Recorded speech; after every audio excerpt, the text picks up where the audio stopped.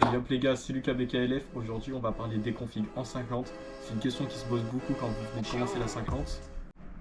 Donc quel config prendre? Alors c'est très simple, ça dépend ce que vous voulez faire.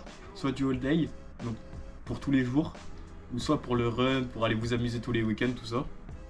Donc on va parler pour les débutants un petit peu plus. Quand vous voulez commencer à avoir un kit pour aller un peu plus vite, on va parler bien sûr principalement du 50 top. Le 50 top est très résistant. Pour du tous les jours, c'est le meilleur. Tu pourras prendre à peu près 90 à 100 km/h. Vous pourrez améliorer votre 50 top en mettant un MVTDD. Ensuite, un pot passage bas ou passage haut, c'est ce que vous voulez. Moi, je vous conseille le passage haut, c'est déjà mieux.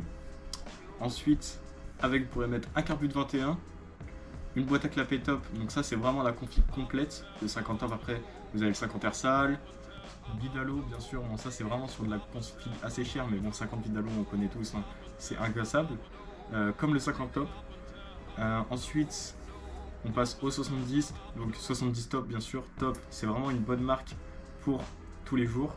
70 top, 70 Bidalo, après 70 Bidalo quand même, on va commencer à rentrer dans de la haute gamme.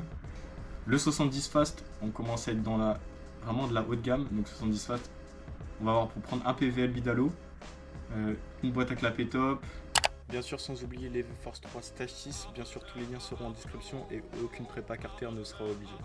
26, même jusqu'à 28 mm.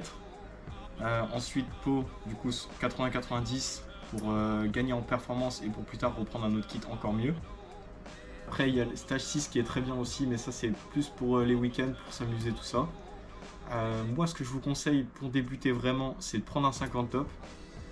Ensuite, si vous voulez monter en config, un petit 70 top.